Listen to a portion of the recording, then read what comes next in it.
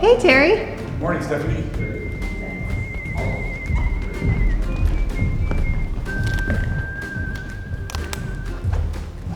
Mr. Tuggey, good morning. Morning. What's the word today? I think Aroma's paving is the word today. They're paving out there? Not yet. They're just doing curb and gutter. So we were talking about how incredibly unique Graniterock is.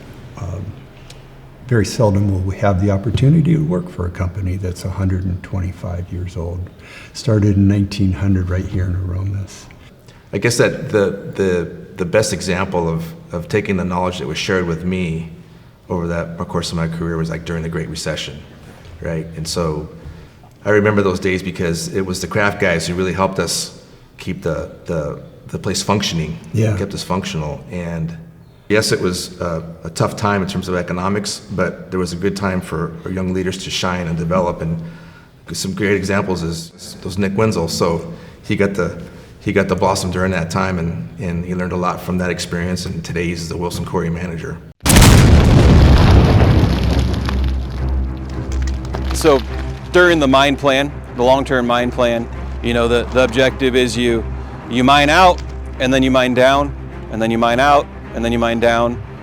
Every time you go down, you've got to move all of our equipment with it.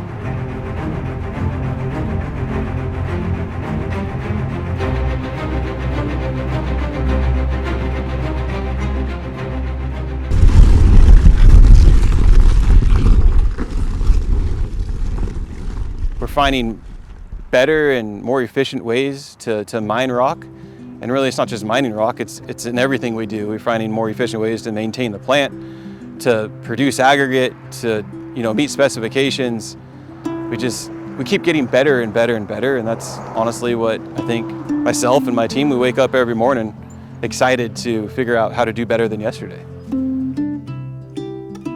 Yeah, exactly. It'd be great if we had the quarry, but if we didn't have our customers, what's the point, right? And I just really feel like our customers they're not just clients, they're really our partners. And whether it's a really large project or something where you've got Mrs. Smith's driveway, we need to deliver excellence and customer service, and we end up weaving a beautiful tapestry, this wonderful project, whether it's a driveway or a highway project. But the other example is our solar farm, right? The solar farm is going to be something that's going to help us. Right. It's going to help us with our energy independence. I think the really special thing about this was it was such a great team. I mean, it took a whole team to do this, from leadership from the family to Mark on the board of directors. There was Peter as the quarry manager, there was Spencer as the construction manager, and Steve Snodgrass.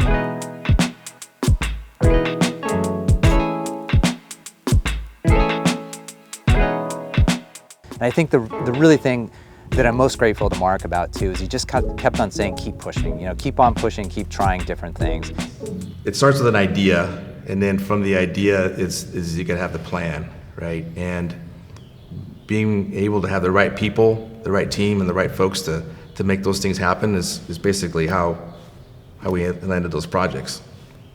So those are great stories, Henry, about the opportunities that we have at Graniterock. I can totally relate. I started at the color desk 19 years ago. It's hard to believe. Time flies when you're having fun.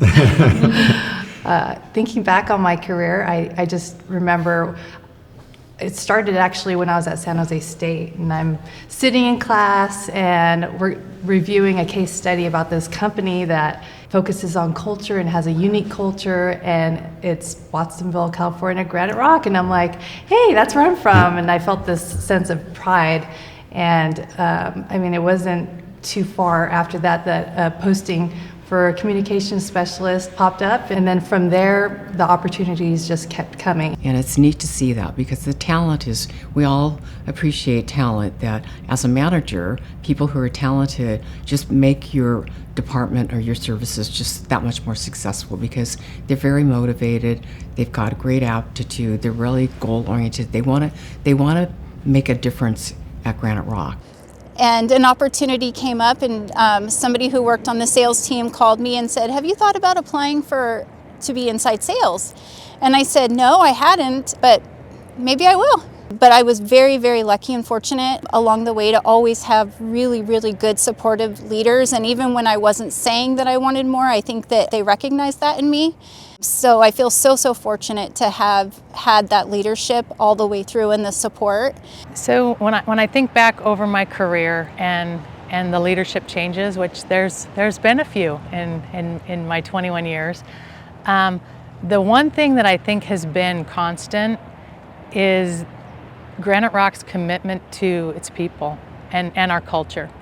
So it didn't matter if it was Bruce or Tom or Peter, that commitment was still first and foremost. When you look at Graniterock and our culture, I think there's really three things that you can look to that speaks volumes. And those things are the longevity of people's careers here. It is the opportunities that Graniterock provides throughout people's long careers. And then the fact that we have so many instances where family members bring family members along and bring them into the company. And I think that if our culture wasn't exactly what we all aspire it to be, that wouldn't be the case. So family, yeah, that's been part of my career here at Graniterock. I've seen people that have gotten married. I've seen the ones that have had babies. I've seen some of those babies now work for Graniterock, and so it's this evolution. It's all family. Yeah. Anybody else have thoughts about career? Yeah, I've got one. Yeah. John Torres. John Torres started with us as an intern. So when I first started, our construction group was called Pavex, and we did two things. We did paving and we did grading, and most of the grading was excavation. Graniterock is fortunate to have the teams that it does have. We are more talented and more in sync than we ever have been in my 25 plus years being around the company. Like everything else in Graniterock, if you have the talent, the job will find you, so to speak. So with great talent comes great careers, and those careers will find the people with the talent, which has always been the great part of Graniterock. Yeah. So we talk about growth, there's another type of growth too. There's the business growth. Yeah. So when I started in 1994, we picked up a job at San Francisco International Airport. And I remember this conversation with Bruce. He came in and sat down with me and said, listen, we've been at the airport many times, we end up in lawsuits or we filed claims. Is there a way we can establish a relationship here so we don't get in trouble like this? And I said, I'll see what I can do. And it's been 30 years. Oh, that's great. Working up here under Terry Tuggey's group for 25 years now. Primarily, I've been working all those years, been doing the large scale improvement project at SFO. Been on a team that's paved every runway, some twice. Some, if we get the next job, will be the third time I'll be paving one runways. Done every single major taxiway out there, reconstructed, realigned. We've done significant amount of concrete work around the apron expansions for terminal expansion work. So basically, inside the airport, we've done everything. I mean, I think that the next job that's coming up to bid out there, it's like if we look at it, there's not one conform or perimeter of that job that Graniterock hasn't touched. We're top notch, and you got to have them. So we call it the lab. They build all of our mix designs. If we have any special needs, we lean on them as our #1 partner to trial batch, to come out to the job site and take samples so we can keep data on it. If we need a really weird water cement ratio or a mix design built to meet certain parameters, they're our #1 go-to partner, and they're very good at what they do. Bruce Wolper, I called him BW. And I remember one time he told me, kid, you don't know what I do, and I don't know what you do. I want you to take all of the negative situations that my customers have and try to make them positives. And that's what I did. If you like to plan, if you like execution, if you like to see the delivery, if you like to see the whole package tied up in a bow, anybody can do this. And so if you have even the most mild interest, latch on to somebody who's got that history or experience, ask questions, see if you can get out on a job site. It is a worthwhile venture. It's incredibly rewarding what I get to do every day. And I am so grateful for the opportunity that Graniterock gives me.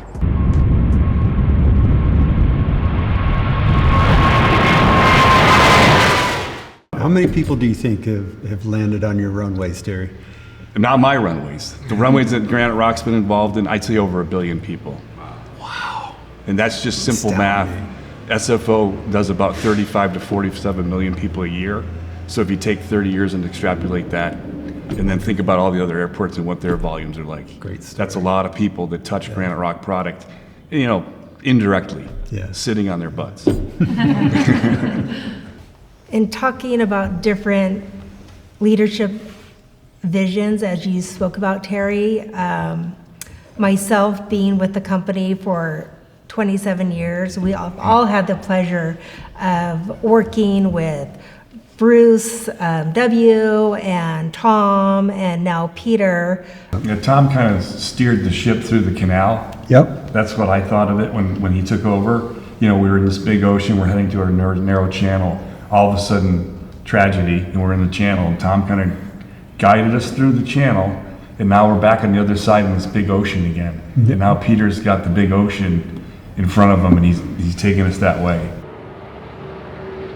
Resiliency. That, I mean, when you think of resiliency and how it applies to Granite Rock, I think coming through the tragedy of Bruce's loss, to me, nothing speaks more to the strength of Granite Rock than being able to get through that and be as strong as we are today. Bruce and I met in 1990, and Bruce was a man of 100% integrity. I mean, there was no doubt. When I went on the board in June of '04, we used to do a Friday afternoon board meeting, like committee meetings. We had a celebration dinner on the Friday night before he died. It couldn't have been better. And we just had such a great evening. And Bruce and I are hugging in the parking lot, and he's begging me to go with him to Tahoe, right? Anyway, to make a long story short, I said, I can't do it. I've got to go home. You know, Dana can't do it. We'll come up a different time.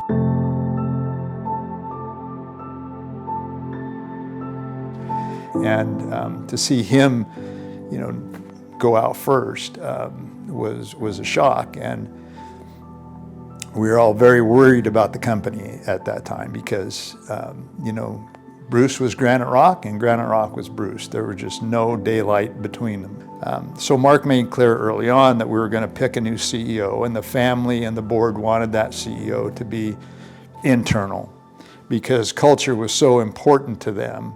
And it's hard to maintain that culture when you find somebody from the outside world who's got their own ideas about culture, et cetera. So having a good cultural fit as the next CEO was really #1 priority.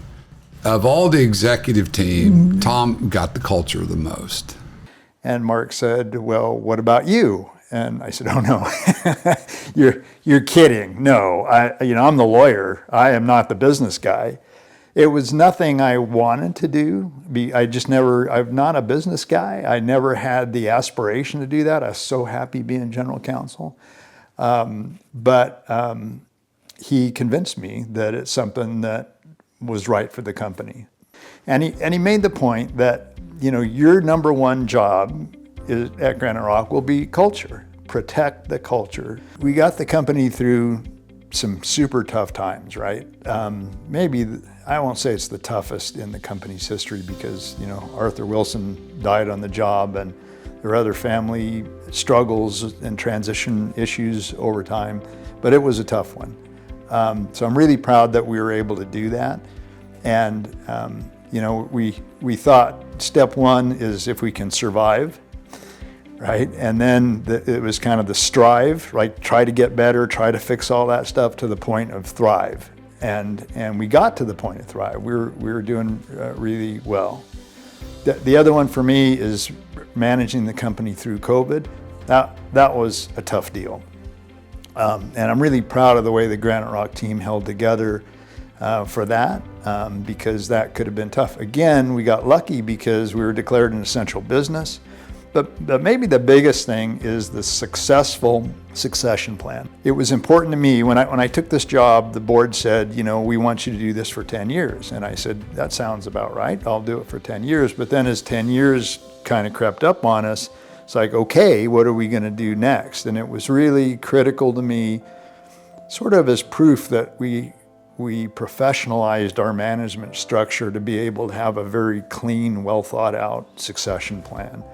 And that's a combination of doing it right, you know, having a clean pass of the baton, but also having somebody you can pass the baton to, right? When they asked me, I had no clue, zero, that they were going to ask me to take over this role of the company that's been around for 125 years, and to take that opportunity to be like those people that came before me. I couldn't ever be Bruce, I couldn't ever be Tom, I could only be me, but just to have that opportunity to step into that role, the answer was yes. Was I ready to take the baton? No. No one is ever ready to fully take the baton. That transition moment, one hand to the other, one person to the next, is the scariest moment of transition that can ever happen. And I was absolutely terrified to be in the right position, do the right things, take the momentum of all that had come before me and move that forward. Once you have the baton in your hand and you start running, then that's when confidence comes and you could feel good about what's going to happen next. The thing that excites me the most about being the leader of a 125-year company is that we have the opportunity to create another 125 years. That's the exciting thing, is that there is opportunity for every person at Graniterock to have something truly great happen for their family and their community. When I think about Graniterock over the last 25 years, the word that comes to mind is purpose. What Bruce was seeing and what was going to be happening at the company, there was purpose. There was a vision of where he wanted to go with purpose. Then as Tom and Mark took us through that next phase, there was real purpose to what Graniterock needed to do to be successful. And it was focused, and it was direct, and it was successful. I feel my charge is to build the culture for the future.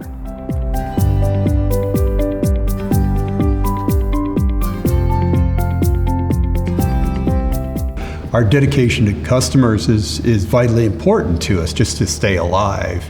It is the value that Graniterock adds to a relationship so that our customers say, I love doing business with Graniterock because I trust Graniterock people. And I think it's the Graniterock people that's the difference. So too in the communities. I think about community and Graniterock. We've been literally and figuratively a part of the foundation of these communities since 1900. As we started talking, what did it look like in 1900 when Graniterock was founded? The culture of caring is like a legacy here at Graniterock. From what I've learned, just all the history, it's been part of the vision of our company. And I'm just really excited for what the future holds and what other things that we can do to give, participate, influence other people to feel that desire to give, and it just really comes from my heart. I think one of the things that got me to where I am with the feeling I have about the culture of Graniterock is watching Bruce Wolpert and how he interacted with the community, with customers. And one of the things that I'll always remember was Bruce didn't ask for recognition. He did things because it was the right.